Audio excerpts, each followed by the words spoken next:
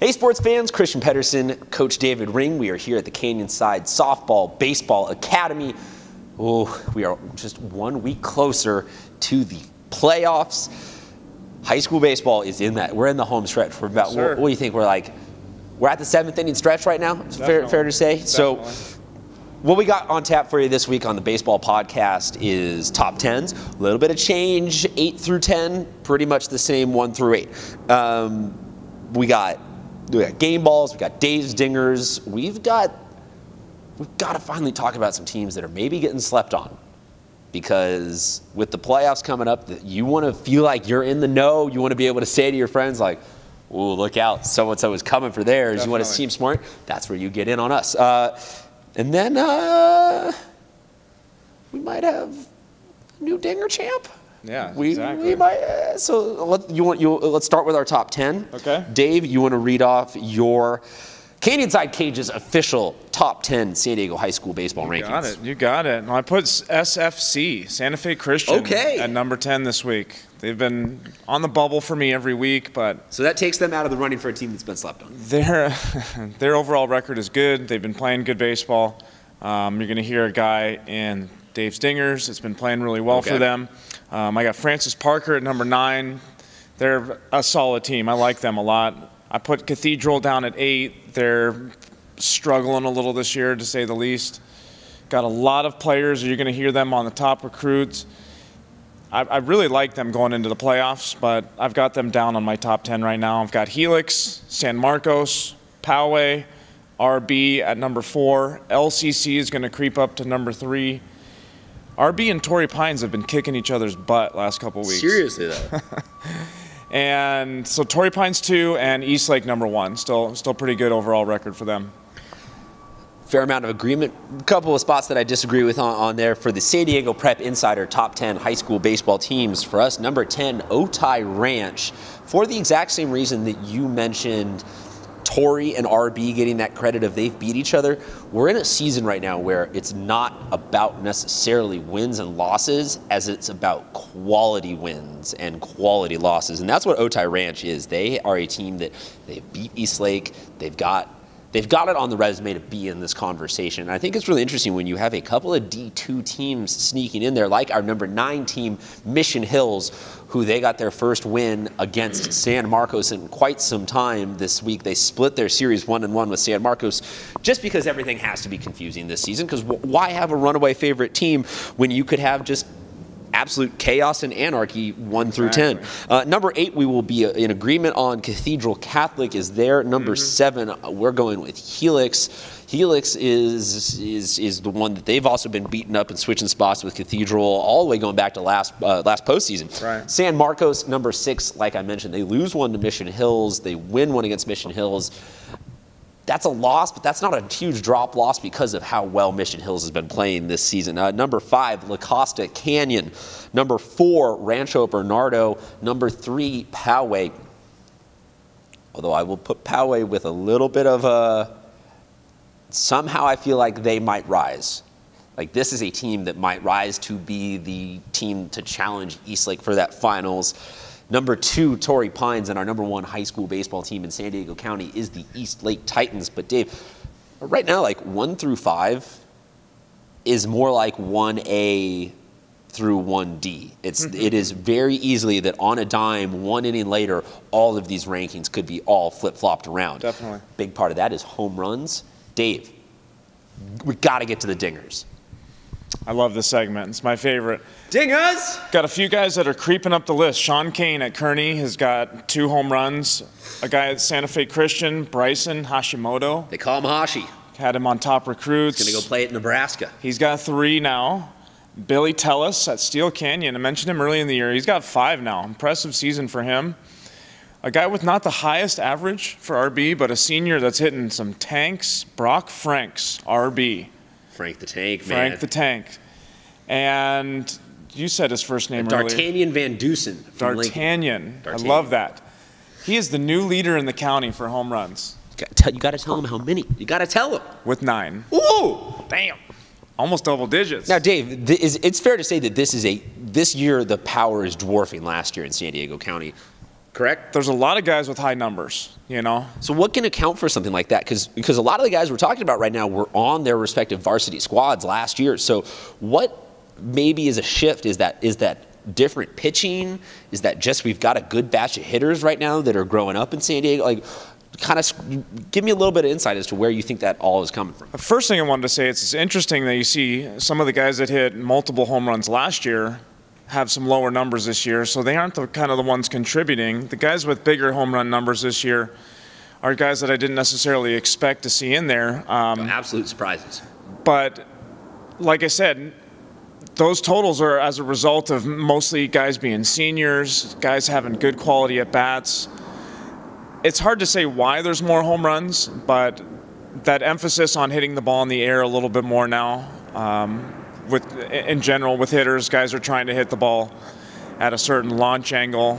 You see, that's why. Well, you mentioned that. I mean, you kind of are tiptoeing around this because maybe it's something that Major League Baseball wants to retain as like that's what we do. But it's a real thing at the high school level that you can have a fundamental grasp of how I'm supposed to hit it to get it up.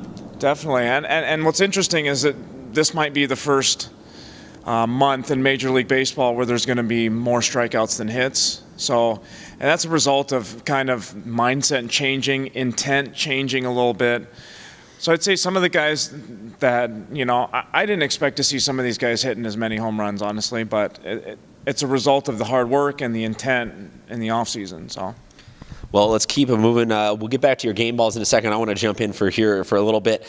We talk about D'Artagnan, Van Dusen at Lincoln. Let's give a game ball out to Lincoln, putting up a 21 spot on Crawford. I don't care who you are, what level of baseball you're playing at, just to keep hitting the ball enough to put up 21. Tommy would appreciate those big numbers, right? Yes, exactly. Chula Vista, game ball to you guys for a 13-2 win over Mater Dei last week. I love shutouts, so I'll give a game ball to Vista for a 6-0 shutout over RBV. And finally, we have not talked a ton about Point Loma this season. They get lost a little bit in that shuffle. They might be a team we're talking about later in the teams not to sleep on category.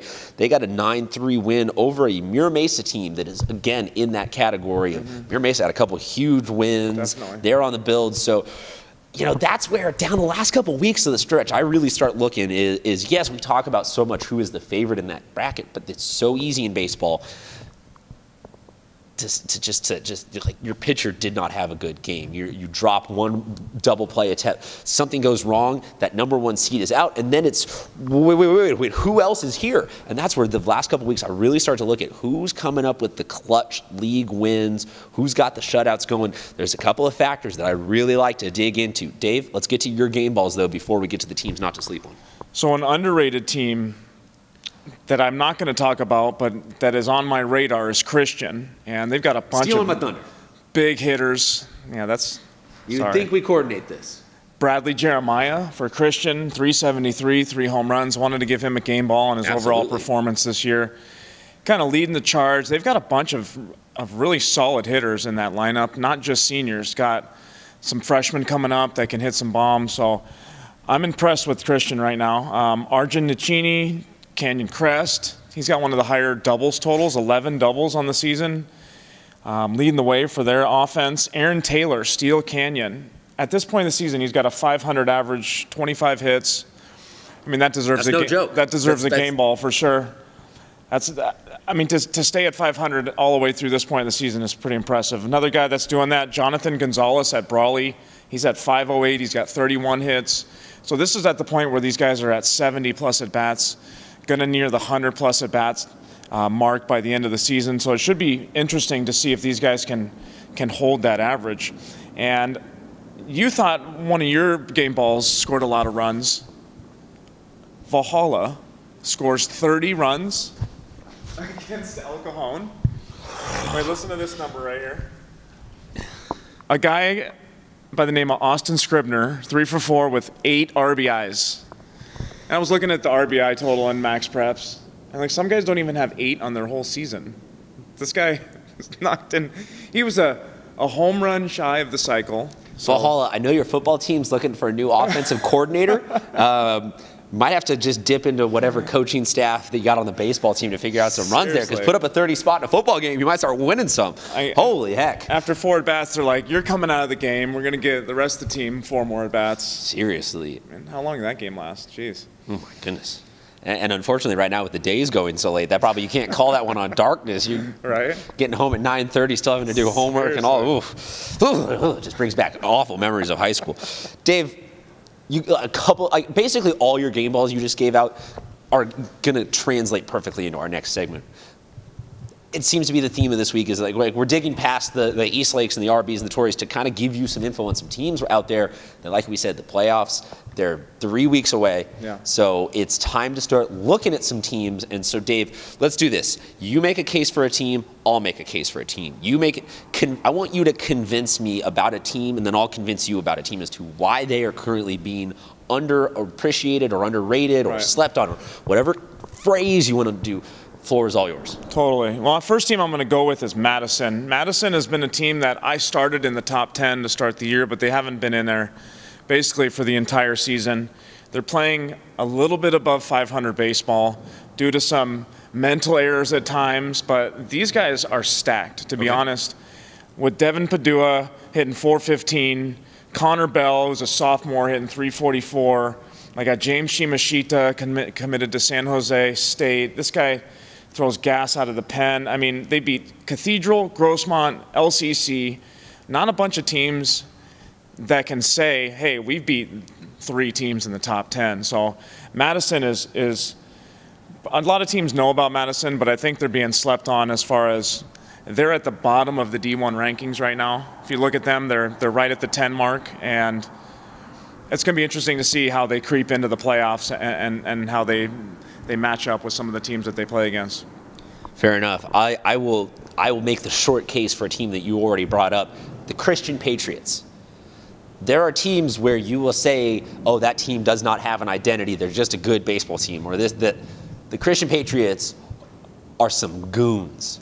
Them boys be smacking the ball all over the yard. You brought up, you brought up their quarterback. Like he is more. Brad Jeremiah is more known as a football player, hitting the absolute cover off the ball. You got people like Garrett Nielsen. You got home freaking runs. I'm reading off. You got 1, 2, 3, 4, 5 dudes with at least 3 home runs on that roster. That's insane, right? Like that is a ton of power. I want to know how many Broby eyes Grant and Trent have this year. How many times they've knocked each other in? Because if you look at their stats, pretty impressive.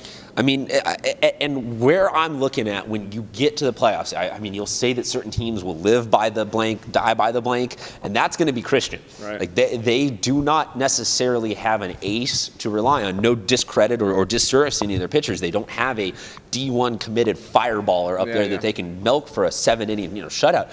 But there is something to be said about just that intimidation factor of turning over the lineup a second time when the whole first journey through it was nothing but hard line drives, big fly balls, and you just start going, man, I don't know if I can get through this a second and a third time. So I'll say this, that the Christian Patriots, even if they limp into the playoffs in like a 6, an 8, as bad as a 10 seed, they could bottom out the next couple weeks. You put them in that compacted 5-game set of the playoffs. Get at me, though, with those home runs. Dave, give me a team. They've had a tough time in league to start, but I mean they're 3-5 in league. I definitely believe in them. I agree. I'm going to go back to Otay Ranch, a team that you put in at the top 10. They haven't been in the top 10 all season, but their big win over Eastlake, I think, if you look at a team with 1 win, if you were going to have 1 win over a team in San Diego, you'd want it to be on against Eastlake, a game that you can remember. Randy Abshire, the kid is, fun to watch, man. Throws Ched. Justin Legaspi, Christian Lopez, Matthew Brumbaugh. I wanted to mention some of the seniors because that's part of the reason why these guys are playing so well. I mean, they played together for years now, and now they're seniors all ready to go. So. And they got a sophomore pitcher, Damian Tarrant, already got 6 wins.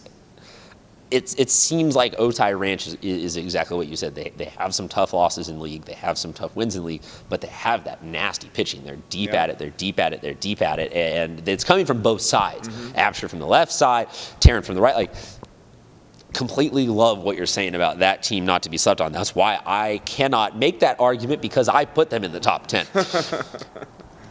I got a team for you, though, Dave.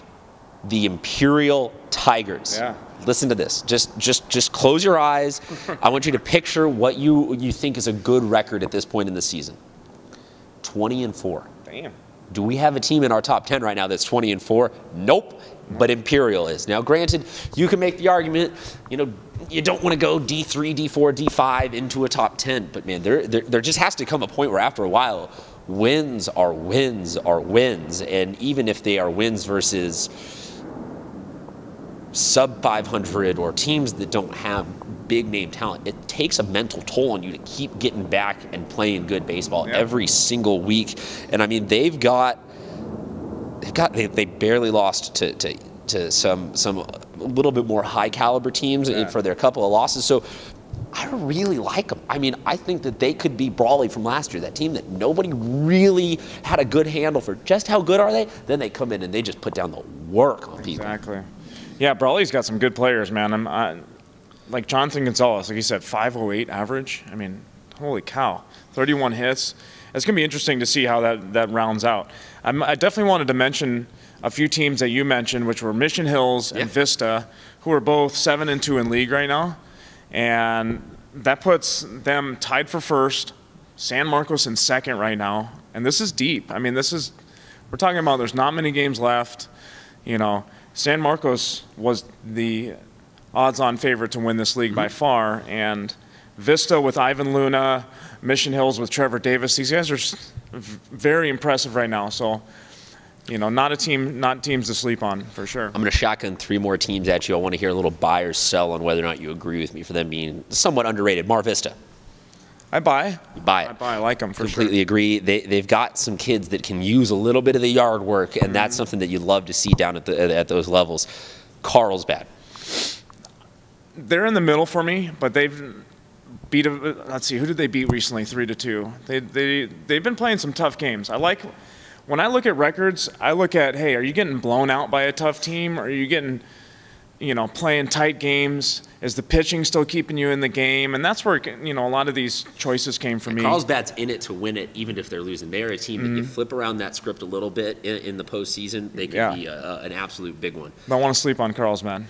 And I mean, the rest of it could just, like, you could talk about every team in the hypotheticals in the way that baseball is a sport where if you have that right lineup with that right pitcher on any given day, anyone could take anybody. So when we're saying teams not to sleep on, teams that are underrated, we're not trying to disservice anybody and say, oh, these are the only teams. We just don't want to bore you by talking about every single team in San Diego County. So we'll be back next week with a couple more of these, because that's really what the last couple weeks are about, is we now have a pretty good feeling for who the best teams in San Diego County are. It's now time to try and figure out who the best of the rest are, because that's where the fun of who's going to win that league title, who's going to be set up right, you know, position for playoffs, who's got, you know, that team that they averaged out pretty well, but they might be in danger of a couple of things. And there's all sorts of those plot lines, and I mean, that's just the fun of the way these seasons close out is always so epic. It's the beauty of the game, man. I mean, teams are looking to play their best baseball to close the season, and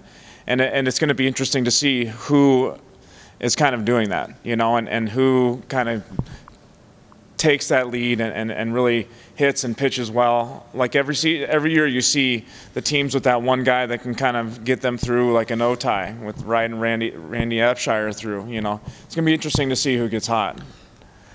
I have no clue who's going to. I was going to say I have no idea. I kind of like, though, that I'm all about the hitting this year. Let's live by the dingers, die by the dingers. So I'm kind of coming over to your camp a little bit from my pitching heavy ways in the previous seasons. Folks, we'll be back next week with another edition of the San Diego Prep Insider High School Baseball Podcast. I'm Christian Pedersen at Mr. CPED. This is Coach David Ring of Canyonside Baseball Softball Academy. Dave, where can they find you? At David Ring 4, at Twitter, at David Ring 4. And on Instagram, or you can come in here and you can learn about launch angle and how to be a good hitter. That's true. See you next week, folks. Thanks for watching.